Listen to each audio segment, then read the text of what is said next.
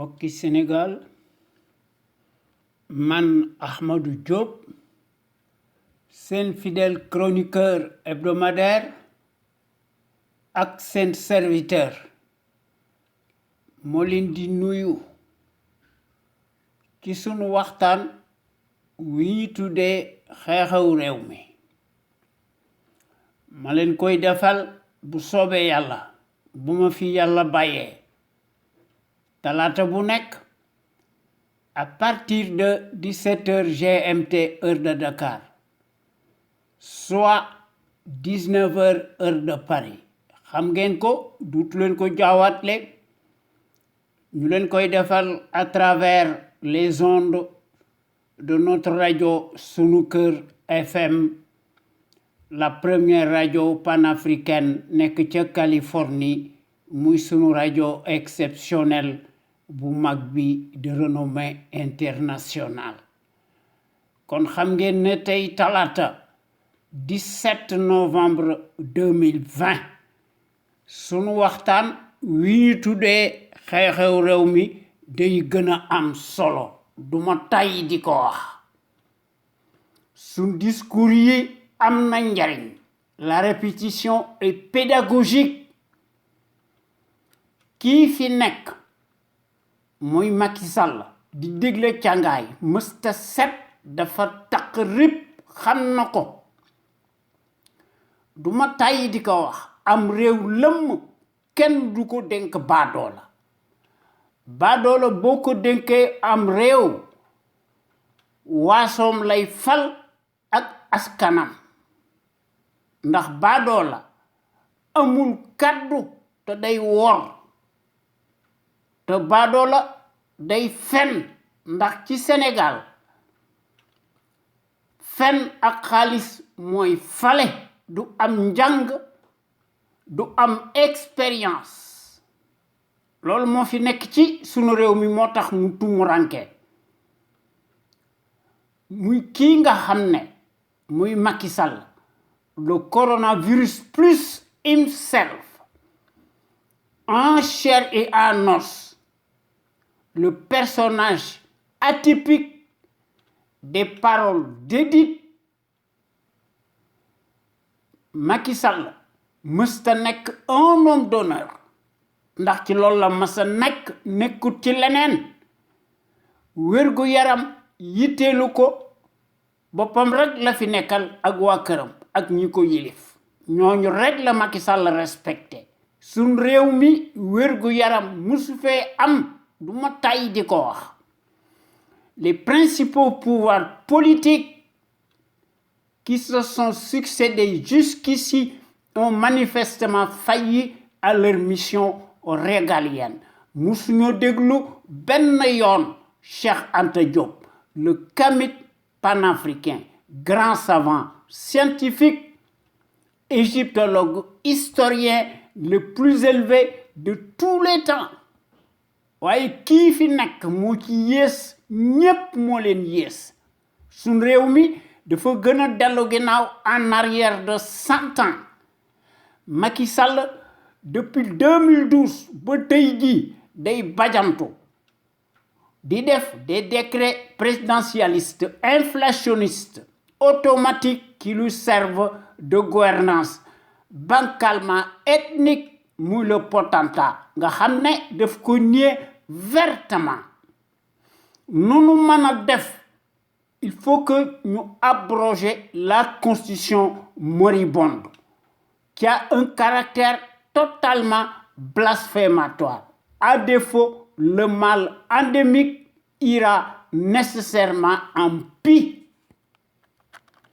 Depuis 2012, ba tey jii une justice soumise, instrumentalisée et aux ordres musuñoo nekk ci yoon wu baax dañoo nekk ci aux attaches d'un malfaiteur muy Macky Sall waaye loolu li ko waral lépp ci ay indépendance formelle moo fi nekk d'un régime présidentiel prédateur moo fi nekk ndax ci en Afrique depuis 63 les médiocres de référence font l'histoire à la place des bons minoritaires. Macky Sall ci loolu la nekk. Des procès présumés judiciaires interminables, cataclysmiques, surréalistes à sens unique.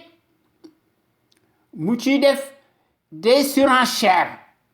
yoo xam ne dafa am des soubassements politiques ndax bëggut contradiction bëggut un état de droit waaye nag c'est coupable takrib Massouk Aliou Sall et compagnie circulent librement en toute impunité et en toutes circonstances. Macky di dekkal bu yàlla sàkk des décrets présidentialistes, des nominations ethniques. Mu boole ci nag sacre yi mu tuddee ko sa cour de répression de l'enrichissement illicite. Décret présidentialiste, une cour martiale unique au monde, digne de la Stasi, conflit d'intérêts, qui est totalement illégal, juridiquement, moralement, cliniquement et politiquement, une arme politique de guerre confiscatoire à la démocratie et aux libertés fondamentales de conscience. Kooku mooy kenn du ko jaawatle le prédateur tonitruant autocrate de la mécanique des décrets présidentialistes inflationnistes. Beaucoup de contradictions, d'aucune sorte, aucune séparation des pouvoirs daf koy bannir te day insulter par-dessus et par-devers le suffrage universaliste ci loolu la nekk yoonam nekkul ci wérgu yaram. Sunu Sénégal gi nos hôpitaux dañoo mas a nekk des mouroirs à ciel ouvert qui nu amal affaire dafa nekk un absolutiste Machiavel traître dans l'âme jusqu'à l'abîme muy Macky Sall, le multimilliardaire des postes de nomination multirécidiviste nga xam ne moo ëpp xaalis fuuf président des pays développés kon di fi wax di rafetal di gën a jéngal carte gi ñu naan un gouvernement du peuple par le peuple et pour le peuple li fi nekk kay mooy un capharnaüm ou un amas de cafards et de vers de terre tribaliste baveux ki koy jiite muy le caïd putschiste clanique clinquant né l'homme de la surcharge pondérale dit l'entonnoir colonial ou le caniche de l'Occident né de Kobandoum de la démesure et la débauche dont l'immoralité n'échappe plus au commun des mortels par sa lâcheté innée, inégalée, inégalable. Dus bu yàlla sàkk day indi di dekkal les vieux schémas décriés muy indi des lois iniques scélérates alors que dañ ko war a appliquer immanquablement la même fatwa ndax mu éterniser wu en prison pour le reste de sa vie ñu jox ko des circonstances aggravées ndax day bénéficier ipso facto d'une peine incompressible de 30 ans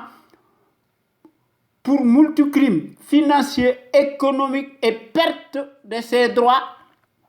Muy kii nga xam ne day bajantu di emprisonner à tout vent par sa lâcheté muy utiliser la force publique di ci ëppal te naan ma tey pour mu mën a éliminer un par un tous ces adversaires yoo xam ne dañ koy defal ombre kooku dañ ko war a traquer ñu traîner ko dans la boue ñu amener ko à Rebeuss menottes au poignet place Macky Sall mësta nekk au palais du ma tàyyi di ko wax waaye nag comme d'habitude yéen waa Sénégal ak sénégalais ak sénégalaises yi nekk ca biir réew ma ak sénégalais ak sénégalaises yi nekk ci bitim réew ñu leen di tuddee les sénégalais de l'extérieur suñ jàmbaar yu mag yi maa ngi leen di nuyooti ak di leen gërëm te di leen sargal ci déglu bi ngeen ñu déglu gàcce ngalama yéen waa Sénégal amu leen morom ñoo ngi jox njukkal aussi tous nos auditeurs ak suñuy auditrices góor ak jigéen mag ak ndaw fàttewuñu kenn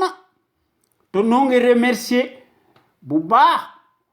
les meilleurs sentinelles ci Sénégal ndax gor yi bu ñu def seen waxtaan sunu waxtaan ñu koy def altine ak alxames ñu tuddee ko l'info autrement ñu koy def à partir de 16h GMT heure du Sénégal gor yi di ci def des rediffusions très audibles par des audios toute la semaine sans répit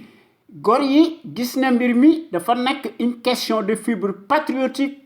et de pédagogie de dévouement et d'altruisme ñuy mettre bés bu yàlla sàkk les mystifications du label menteur professionnel profanateur mécréant franc-maçon fàtte na li taxoon ñu fal ko ci 2012 à cause de notre étourderie généralisée à l'échelle nationale ñu falan ko à défaut et par dépit dans des conditions exceptionnelles inédites mu dige fi dige yu bari defu ci dara ba dara booloo jeex muy le minable kleptocrate des horloges agitateur traître en place amul benn mérite te amul benn scrupule te amul benn lueur d'humilité peu ou prou te amul benn empathie xam na ko te amul benn moralité ndax ci loolu la nekk il le sait lui-même dans son fort intérieur qui est en totale putréfaction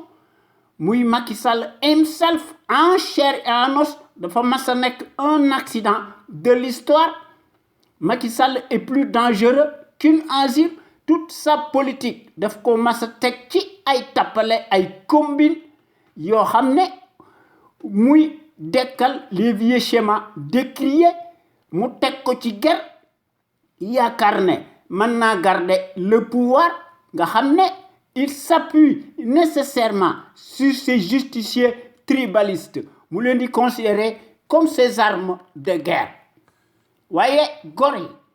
bu ñu defee seen waxtaan ba pare sunu waxtaan wi ñu tuddee ko en toute objectivité loolu doy dimanche bu nekk ci gor yi ci loolu lañ nekk ñu indi benn waxtaan ñu tuddee ko la voix des jeunes maanaam baatu ndaw ñi ak yoonu ndaw ñi ñu ci def des réflexions remarquables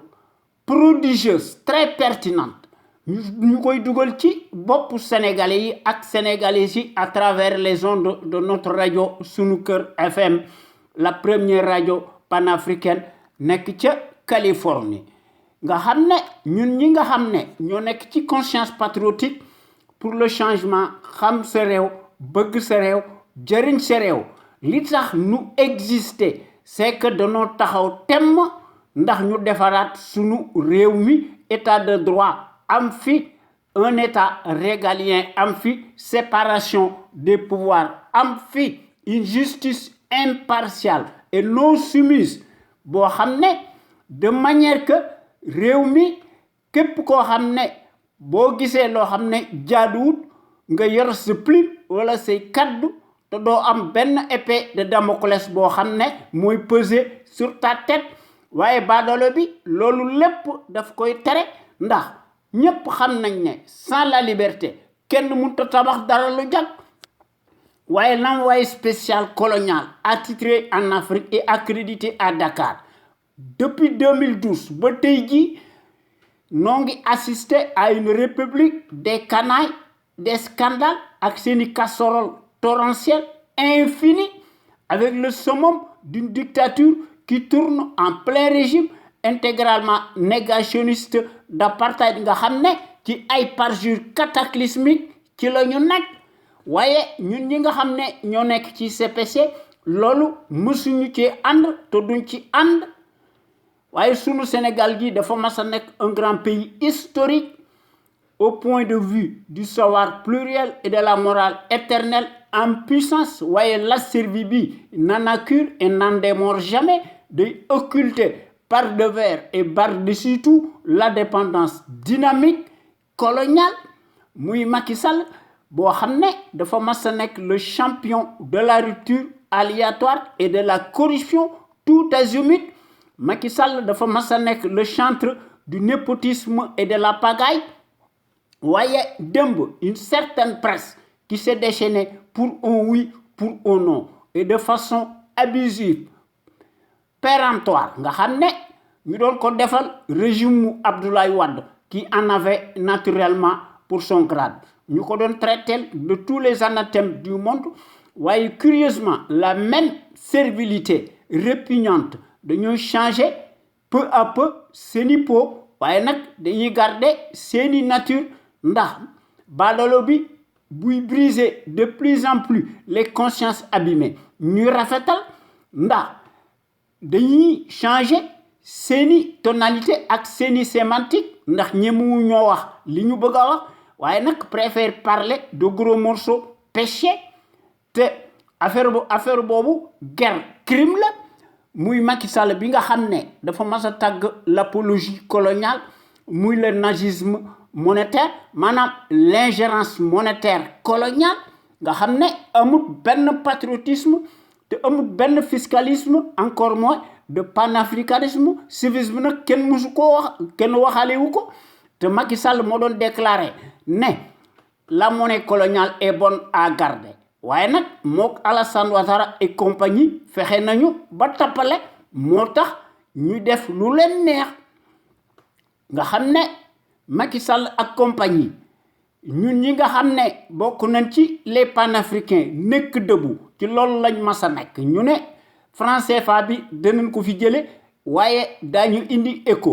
ndax loolu du jariñ dara seen bopp lañuy nax ndax franc CFA bi ak éco bi bonnet blanc la ak blanc bonnet waaye Macky Sall yoonam nekkul ci dige yi nga xam ne daf koy weddi ji koy franc maçon la yore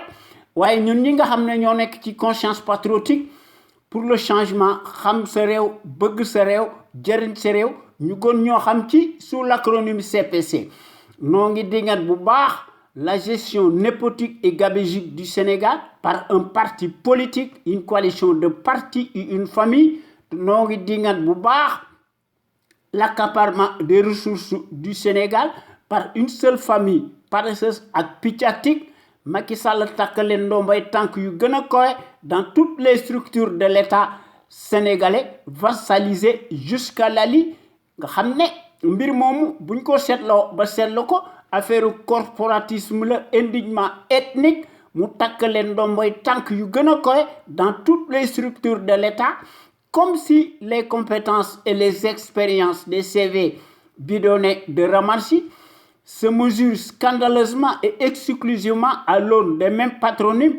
particuliers visiblement bien sonnants kooku mooy la conviction surannée surréaliste du négationniste Macky Sall qui foule du pied bés bu yàlla sàkk les affaires de la cité mu les traître en chair et en os qui le prouve matériellement sur le terrain du crime ndax amut xam-xam ndax day gis ci xam-xamam bu gàtt mu ne la médiocratie et les postes octroyés se conçoivent exclusivement à l'aune du même bazar et au nom de la consanguinité ethnique et à la proximité de l'idolâtrie représentée par le binôme des mystifications indignement ethnique idiocratique te Mariam Faye xam na ci dara ak ay mbokkam ak ay magam ak ay rakam nga xam ne Macky Sall a nommé plus qu'un village entier portant les mêmes patronymes particuliers visiblement bien sonnants kon yéen gor yi ñoo ngi leen di jaan ngeen di ñëw bokk ci conscience patriotique ndax quand nous voulons mën nañoo changer sunu Sénégal gi ñu teg ko ci loxo yi jub progrès am fi exponentiel ensemble tout est possible toutes les ressources humaines mi ngi fi borom xam-xam yi ñi ngi fi jàngkat yi ñi ngi fi experts yi ñi ngi fi scientifique yi ñi ngi fi bu ñu fexee ba nga xam ne ñi bëgg suñu réew mi moo ëpp fuuf ñu koy wor yaakaar nañ ne suñu Sénégal gi dana jëm ci kanam waaye réew moo xam ne une minorité plutocrate ñu leen di ger di réciter alxuraan réew moomu luñ ko teg dagan na waaye ñun ñi nga xam ne ñoo nekk ci CPC bokk nañ ci porte drapeau étendard yi nga xam ne dañoo bëgg suñu réew mi jëm ci kanam ndax ñëpp xam nañ ne su fi notre rajo suñu kër nekkutoon àdduna tukki ndax képp koo xam ne yëkkati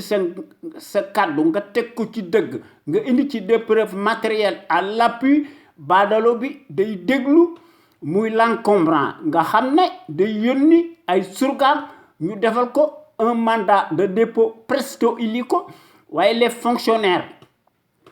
politicards paresseux mercenaires alimentaires dañuy xam noppi se transforme en sarabande de vers de terre baveux li ñu doon ndax dañoo mas a nekk les symboles maléfiques des traîtres baveux unifiés dans l'âme boivent sans répit le calice jusqu'à la lie du haut de leur rang ndax dañuy dund ci mbaggum sunu réew mi en toute impunité et en toute circonstance waaye nag dañuy naan kati jantabe waaye nag ne tarisse pas d'éloge à l'égard du fasciste encombrant lequel paraît-il n'a pas de défaut mais rien que des qualités mu nëy te gëmuñu ci dara ndax baadoolo bi day jël ses propres intérêts mal placés mu kale ko avec ceux de ses parrains tapis dans l'ombre ñu def ko dans le secret des dieux et de façon souterraine ñu ko def au nom de la soi-disant stratégie géopolitique golo di bay babu du dunde ndax ñoom dañuy jëf ñu nag dañoo nekk ci suñuy fatalisme ak ci suñuy résignation ndax am réew lim ji rek loolu rek lay mën a góob waaye li gën a doy waar ci suñu réew mi muy la cartel bii nga xam ne muy la singularité affreuse du paysage de l'échiquier politique sénégalais nga xam ne dañuy offenser en permanence suñu réew mi te gis nañ ko ci seeni platitude manifeste ndax musuñoo nekk des intellos se travestissent transhument te transvasent piteusement véritablement en abrutis dévergondés d'un camp à l'autre à chaque magistrature obliquée nga xam ne dañoo mas a nekk le symbole de la tartufferie nauséabonde nous doivent leur promotion sociale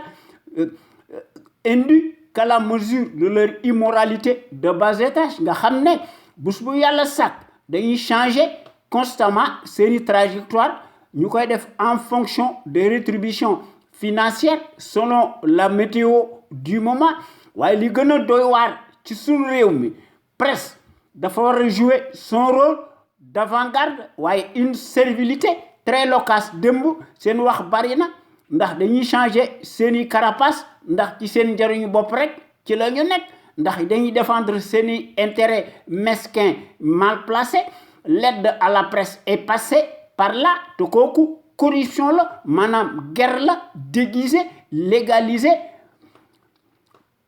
par l'autocrate bii nga xam ne da leen di larbiniser mu teg leen seen moutonniers tondi docile nga xam ne mel ni ay dëmm lañu ndax dañoo tàggoo ak seen sago waaye fii mu nekk dañoo xiif te seen yoon nekku ci waaye li nga xam ne moo doy waar ci suñu réew mi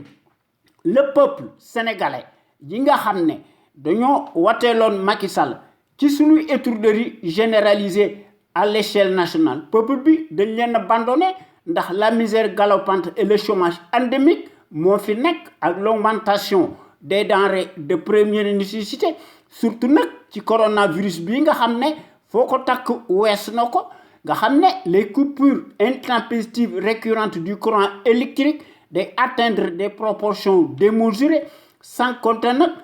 les factures de complaisance et le manque d'eau ndax ndox mi dafa am plein te loolu musiba la ku munte lijjanti sam ndox ak sa courant boo ne da ngay def un plan Sénégal émergent loolu ay kàcci la waaye li nga xam ne moom lañ fi gis l'émergence coloniale en puissance en continu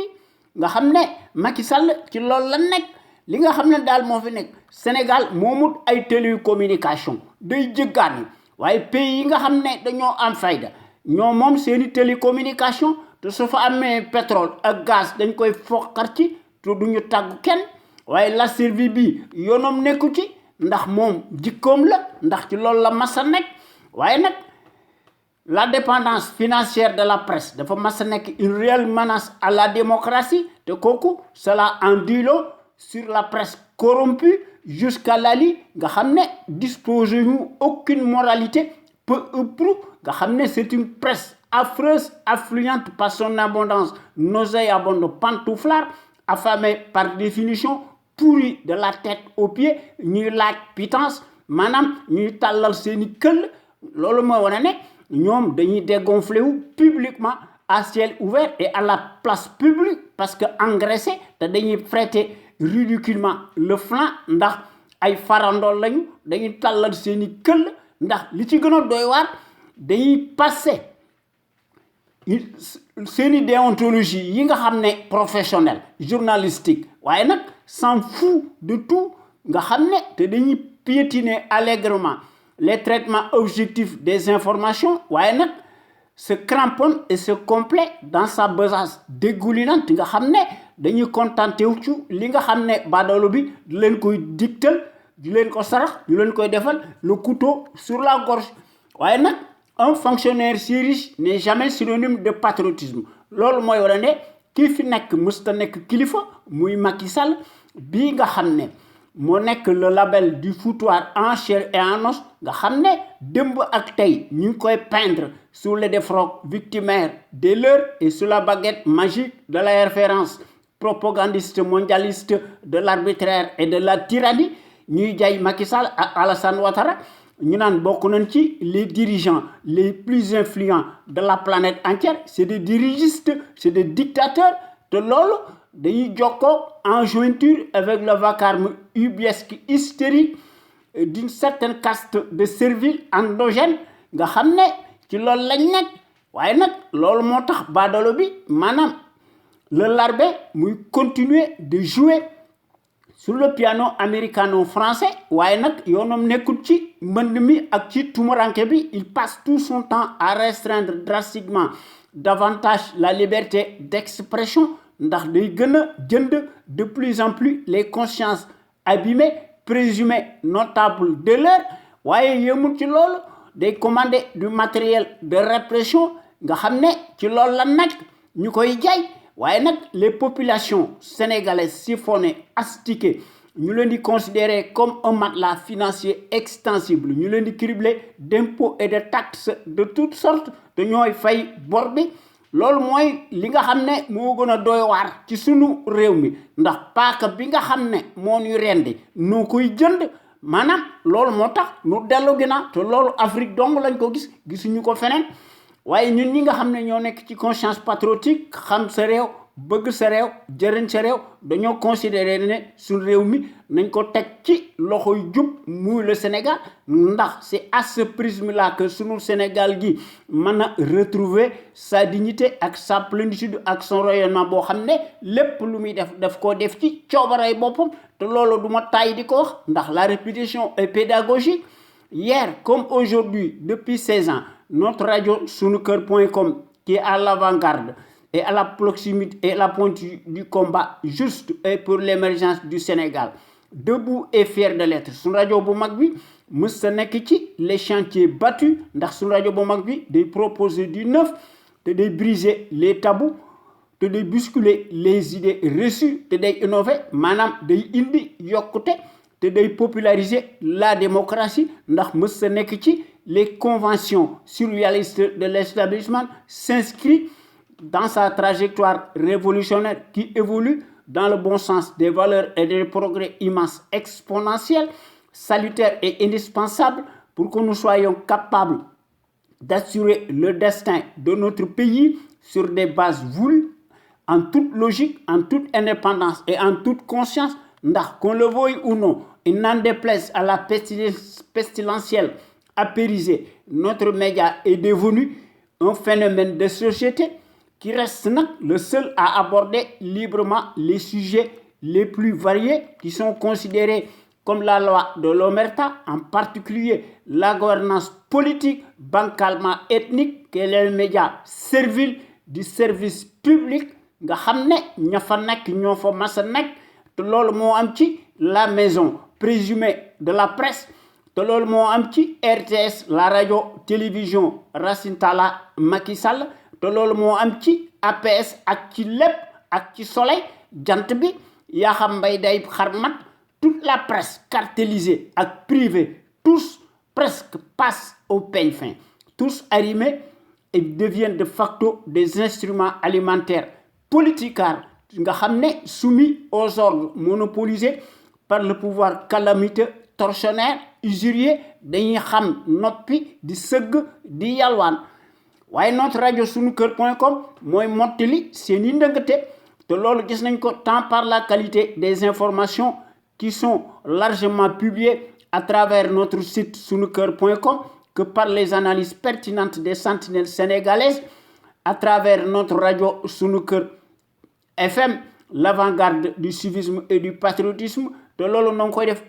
en toute humilité, de l'ordre de une exclusivité de notre site sunukër.com avec son radio Boumagbi de renommée internationale. Nekkia, Californie, vous ne trouvez nulle part ailleurs de telles informations capitales, utiles, les plus importantes, si diverses et variées, par leur qualité éminemment prouvée, surtout celles qui relèvent incontestablement de la géopolitique, qui contraste parfaitement avec la platitude manifeste de la caste servile en place nga xamné dañ fa nek di daganal de plus en plus le bilan si chaotique du négationniste ethnique révisionniste et dont l'immoralité maraudante exceptionnelle et substantielle à son taux d'ADN. Évidemment, il n'y a rien d'étonnant de la part d'un professionnel menteur, professionnel profanateur, mécréant, franc-maçon qui ment plus qu'il ne respire. Waye nak sunu Sénégal gi du mas a génn ci mbënn mi ak ci pénombre bi et du guépé infernal bi nga xamné badolo bi mënu ko tek depuis 8 ans nan ko wàññ nunu mëna def suñu bëggee suñu réew mi jëm ci kanam il faut que ñu régler le compte du traître Macky Sall himself et sa bande de fripouilles alignés buñ ko defut suñu réew mi day gëna jël ndaare ndax notre radio sunukër.com ay intellectuels d'hommes et de femmes ñoom ñëpp dañoo mas a nekk de gros calibre doués en matière grise s'expriment en toute connaissance de cause, en toute logique et en toute conscience nga xam ne dañuy démontrer magistralement seeni capacité intellectuelle ndax ñoom ñëpp dañoo nekk des têtes bien pleines dañuy décortiquer di décrypter l'actualité nationale et internationale et qui font part de leur expertise sur les produits toxiques, chimiques, notamment les faits divers scientifiques, sanitaires, sociaux, religieux, politiques, sans oublier les incivilités patentes dont sont coupables les politicards véreux qui ont manifestement failli à leur mission régalienne. Ndax bu ñu yàlla sàkk dañuy ubbi di gën a ubbeeti la boîte de Pandore à certains citoyens sénégalais égarés par leur manque de conscience, se soulagent publiquement et piteusement aux abords des bâtiments. De loolu dañ ko gis ci politicards yi loolu tax na ba nga xam ne lu ñu mën a wax su rajo bu mag bi dafa mas a nekk notre radio la plus populaire qui reste comme jamais l'éternelle cheville ouvrière des sentinelles sénégalaises aux vérités implacables aux bras d'acier inachetables et qui font constamment preuve d'analyse pertinente sans complaisance ne souffrant d'aucune ambiguïté sur la chose publique au Sénégal muy sunu Sénégal gi nga xam ne soo seetee actualité nationale bi da ngay jommi da ngay ruus nga xam ne actualité politique bi day senn di siit duñu xam fan la ñuy commencé ak fan la ñuy teeral dañuy seet li nga xam ne mënuñu ko ñàkk ba ñoox ko ndax bu ñu bëggee wax lépp duñ ci génn loolu tax na ba nga xam ne sunu objectif mooy ñu fexe ba unir rassembler autant de patriotes sénégalais ak sénégalaises autour d'un idéal commun nga xam ne pour ce faire il faut que ñun ñëpp ñu indi ci suñu xalaat bu rafet ñu indi ci ñun ñëpp suñu patriotisme civisme ku ne indi ci sa xalaat bu rafet ñu boole ci nag la démocratie participative à l'échelle nationale li nga xam ne mooy jënu mag bi muy la clé de voûte maanaam la volonté politique de chaque Sénégalais ak Sénégalaise ndax sunu Sénégal gi nekk le phare de la démocratie plein développement économique politique militaire financier am fi sunu soldats si ñu jox leen mooy takku yoo xam ne ndax ñu mën a assurer la sécurité de nos frontières aériennes et terrestres et la liberté de circulation des biens et des personnes waaye les politicards traîtres yoo xam ne dañuy promouvoir la trahison ñoom day kenn du ci tudd Cheikh Anta Diop le visionnaire hors pair muy kii nga xam ne moo fi nekkoon muy téere yu bari du jeex muy Cheikh Anta Diop góor gi l'éternelle figure de proue charismatique, le gros calibre homme d'honneur, le Kamil panafricain. Moom da daan masa wax ne day l'Afrique doit opter pour une politique de développement scientifique et intellectuel et émettre le prix. Sa vulnérabilité excessive des 5 derniers siècles est la conséquence d'une déficience technique. Le développement intellectuel est le plus sûr de faire cesser le chantage, les brimades, les humiliations. L'Afrique peut redevenir un centre d'initiative et de décision scientifique. Au lieu de croire qu'elle est condamnée à rester l'appendice, le champ d'expansion des pays développés. waaye baadoolo ku mel ni Macky Sall ñoom dañuy jafandiku ci seeni accord de défense ndax xam nañ li tax ñu ko def waaye loolu tax na ba nga xam ne ñun ñi nga xam ne ñoo nekk ci CPC du ñu bàyyi suñ combat légitime. Il faut que ñu réformer impérativement le régime présidentiel moribond prédateur ñu remplacer ko par le régime parlementaire bu fi nekkoon lu nu mën a def buñ ko defut lu nu def day nekk lu un coup d'épée dans l'eau. Il faut que ñu tabaxaat sunu Sénégal gi ñu redélomuwaat ko ñu indi fi nag des principes démocratiques et des institutions fortes et inviolables respectées par des patriotes sénégalais et sénégalaises imbus de la fibre d'honneur ndax une véritable bonne gouvernance irréprochable am fi nga xam ne loolu dafa nekk liggéey boo xam ne dañ cee war a attelé wu ndax c'est primordial ndax ñu créer aussi les conditions obligatoires boo xam ne une véritable gouvernance politique économique saine transparente financière attentive ñu def ko sur la base de nos intérêts nationaux vitaux légitimes de la nation sénégalaise. Pour toutes ces raisons nag et pour ce faire il faut que ñu teg ci sunu bopp réew mi de véritables sentinelles sénégalaises charismatiques de manière qu'elles soient en mesure de créer impérativement une impulsion dynamique pérenne. Cela étant dit, il faut que nous cultivions le patriotisme, la démocratie, la justice sociale, la justice tout court, l'éthique, l'équité, l'unité nationale am fi sécurité am fi te lu ci manki wax dëgg yàlla dara du xew te ñun ñi nga xam ne ñoo nekk ci CPC dañoo taxaw temm ndax ndox du bàyyi yoonam. Il faut que nous rehaussions de plus en plus l'étendard de nos valeurs. Pour ça nag nous devons nous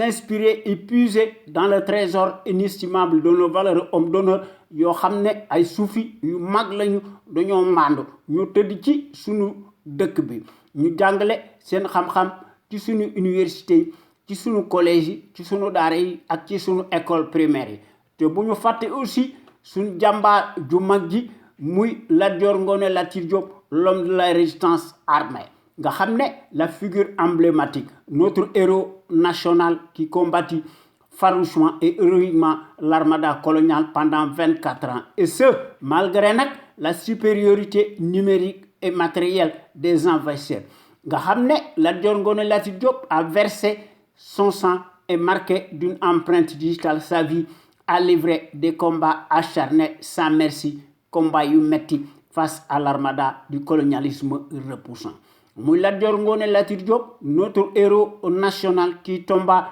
sur le champ de l'honneur, les armes à la main à la bataille de Derklé, le jeudi 27 octobre 1886 avec 2 de ses enfants majeurs, muy Thiendella Niabass ak Sakhawar Niabass. Ndax ci bis boobu beaucoup de ces guerriers redoutables ils laissèrent leur vie ci xeex bu metti boobu yal na leen yàlla xare àjjana. waaye daal li nga xam ne moo nekkoon dans l'histoire du Sénégal en tout cas ci Kajoor soo bëggee nekk damel da nga koy wane de ndax da nga war a wuyoo li nga ne moom nga da nga ko war a nekk ndax dans l'histoire du Sénégal en tout cas ci Kajoor n'importe qui daal ne pouvait pas prétendre le titre de damel du Kajoor ndax ci jamono jooju daal il fallait avoir l'esprit du sacrifice et la capacité de résistance te da ngaa war a nekk un homme de poigne te doo trembler comme une feuille morte te da ngaa war a subir nag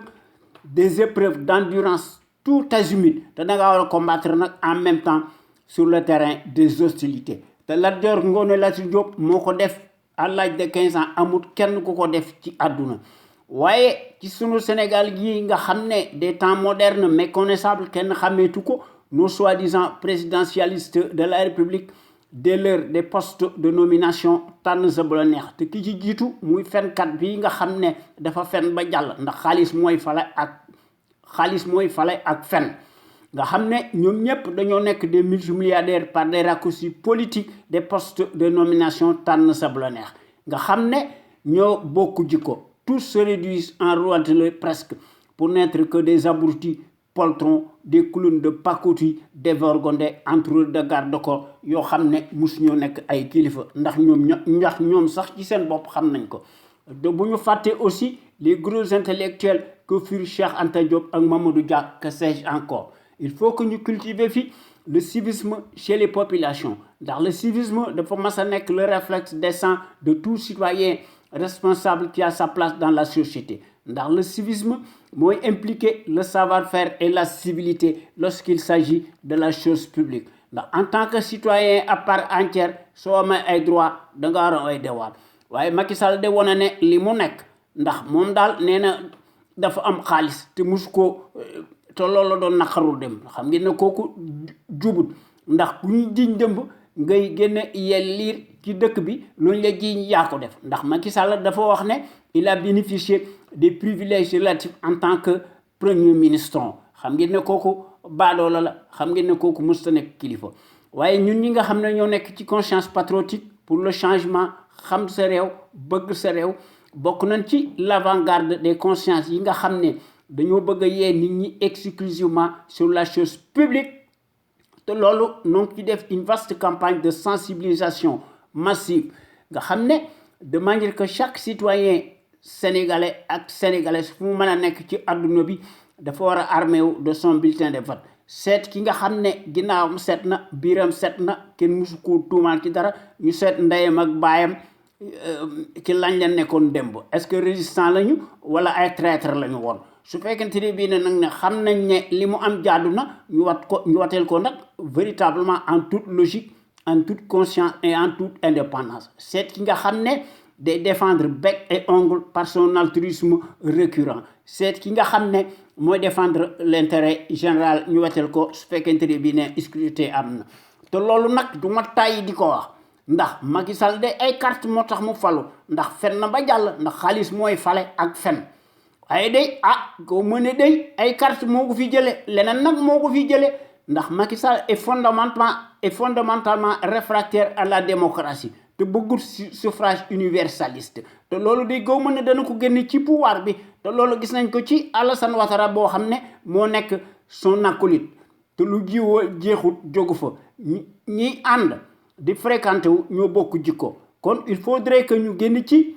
suñuy arme conventionnelle ñu contraindre ko par la force bon gré mal gré mu mën a abdiquer ndax baadoola yi dañuy gis ne l'issue des scrutins de pacotille en Afrique ñu ngi ko jouer exclusivement dans la cour des voleurs en bande organisée ndax dañuy gis ne dafa nekk lu dul une simple formalité administrative qui passe comme une lettre à la poste te loolu du ma tàyyi di ko wax sunu Sénégal gi mënta échapper aux contingences mondiales obligatoires spécifiques à chaque peuple ndax lépp lu muy def mu def ko ci coobaray boppam te loolu notre rajo sunuker.com notre rajo la plus crédible par son patriotisme ci loolu la nekk ndax su rajo bi dafa am des qualités exceptionnelles la qualité nag est avant tout un état d'esprit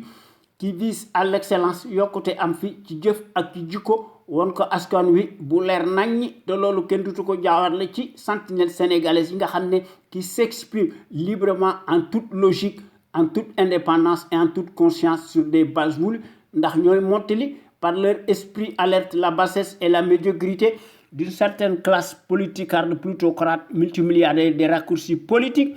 ndax sentinelle sénégalaise yi nga xam ne qui s'exprime librement à travers les ondes de notre radio sunuker.com ñoom ñëpp dañoo am une logique crédible patriotique nationaliste bien placée qu'elle distille peu à peu dans les consciences sénégalaises pour que sunu Sénégal gi topp ci tànk yi nga xam ne ci la grande nation émergente yi nekkee nga xam ne ku leen tooñ ñu diggaale ko yow bam saf-saf te loolu kenn dutu ko jaawatle ci sun rajo bu mag bi ndax quant à elle historiquement et présentement elle est par définition la référence exemplaire et à la différence d'une certaine caste servile à stable de référence s'accommode nag mécaniquement hystériquement par la désinformation et la manipulation, n'agit qu'au doigt et à l'œil du régime capitulaire négationniste et de son chef valet, menteur, professionnel, profanateur, mécréant, franc-maçon, nègre de service, en l'occurrence Macky Sall. Voyez notre radio sunuker.com, fidèle à elle-même dans sa ligne éditoriale qu'on le connaît, reste le rempart de la démocratie réelle qui porte par excellence la marque du support médiatique sénégalais, le plus libre pour son indépendance plausible par rapport à un exécutif corrompu, juste et parti impulsif et qui dicte par devers sa propre loi arbitraire au nom de la tyrannie pour faire taire toute voix discordante des opinions libres. ndax sentinelle sénégalais yi wóote nañoo baadolo yi nga xam ne muy politikaat yi nga xam ne du tuubal baadolo bi nga xam ne di ko raamal te kooku sàcckat bu mag la ndax sentinelle sénégalais yi nekku ñu fi rek di critiquer wala di wax lu leen neex wala di sànni ay xeer ndax bu su yàlla sàkk dañuy proposer des solutions concrètes pérennes idoines et tangibles ndax ñu mën a tabaxaat suñu Sénégal gi mu nekk un pays émergent totalement opposé à celui des menteries inflationnistes fascistes. kon nag tey nanu wax ci sunu temu tey bi daanaka sax mas nañ ko wax la répétition est pédagogique dañ koy gën a yokk rek ndax fii mu nekk luy jot na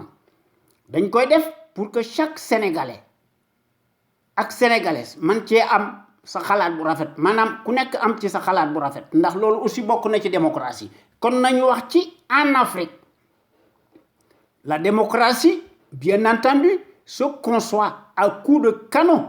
et par le vandalisme du suffrage universaliste des seigneurs de guerre voleurs en bande organisée loolu kat moo am ci Afrique ndax lu jiwoo jeexut jógu fa 1963 ba nëga ni loolu moo fi am te kooku c'est la règle des fantoches nègres de service francs-maçons de l'hydre mafieuse versus la France-Afrique circulée, il n'y a rien à voir ndax depuis 1963 à nos jours des indépendances bâillonnées formelles de la décadence dynamique coloniale pour faire beau et amuser la galerie, la singularité de l'Afrique, qui s'est désignée honteusement et indignement la galaxie francophone, reste comme jamais le laboratoire et le ciel ouvert du Far West et du banditisme cataclysmique, où la démocratie à huis clos se conçoit exclusivement à coups de canon et par le vandalisme du suffrage universaliste des seigneurs voleurs en bande organisée. waaye li nga xam ne moo ci nekk certes la République algérienne démocratique et populaire et le royaume chérifien muy le Maroc pour ne citer que ces deux-là parlent le français mais ne se font jamais appeler francophones. Quand il s'agit de l'Afrique on change de musique francophone voilà loolu la waaye nag aussi loolu moo am ci l'Afrique centrale et de l'Afrique de l'Ouest nga xam ne la même pantomime qui est fidèle à elle-même se distingue, signe et persiste, s'arroge par devers et par-dessus tout, vainqueur dès l'heure, remporte massivement et régulièrement les parodies électorales en un quart de tour et ce, à bras raccourcis par des scores fantasmagoriques et à qui profite donc le crime. te loolu kenn du ko jawaatle gone yi sax xam nañ ko waaye li nga xam ne moo ci nekk dans ces conditions déplorables et condamnables jusqu'à la lie le vacarme hérétique des pantins de service camitophobe béni oui qui fait Flores prime sur tout le reste waaye le tabou ornementé n'est que du vent et ndax dafa nekk une simple formalité administrative qui passe comme une lettre à la poste et les chiens aboient et la caravane passe loolu moo tax Afrique tardé tumuranke di jéggaani nga xam ne citoyens africains di braver les terres et les mers te loolu musiba la te loolu c'est un crime contre l'humanité ndax d'un côté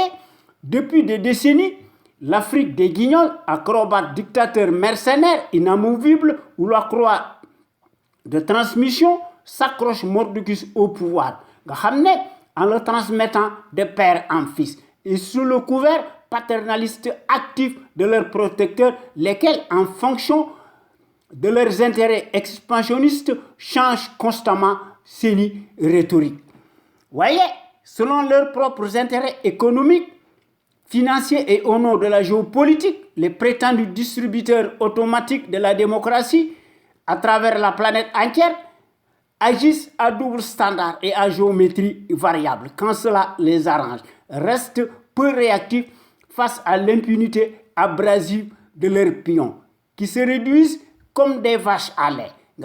qui sont tous ferrés, bridés dans le précaré colonial, se gardent bien de se mêler dans les affaires intérieures des pays du Sud, et ce, sous le fallacieux prétexte d'éviter des ingérences. Mon œil, pour cela, les mêmes renvoient dos à dos et les autocrates déclarés, non éclairés, et l'opposition dont on nie, semble-t-il, semi-existence, tout en s'auto-déclarant équidistant et préfère parler de dialogue du bout des lèvres, comme pour légaliser dans les faits la tyrannie surréaliste de leur poulain. Loolu moo am ci Afrique waaw nga xam ne tandis que de l'autre côté ceux qui ont eu manifestement une résilience patriotique vis-à-vis de leur pays ne se soumettent jamais à la charte de l'impérialisme et qui veulent garder à tout prix leur indépendance et leur souveraineté. Ñooñu dañ leen di traîner dans la boue nga xam ne dañ leen di traiter de tous les noms d'oiseaux. Maanaam mbir mi bu ñu ko seetloo ba seetlu ko tout dépend de la posture des uns et des autres selon le bon et mauvais endroit, et qu'il faille défendre bec et ongle les intérêts des États et au détriment de ceux des humains. Mon œil, en vérité, le suffrage universaliste à l'échelle continentale africaine soumise est synonyme d'escroquerie, de trahison et de banditisme, ni plus ni moins. C'est le cas de le dire tout haut. Ouais. Pire,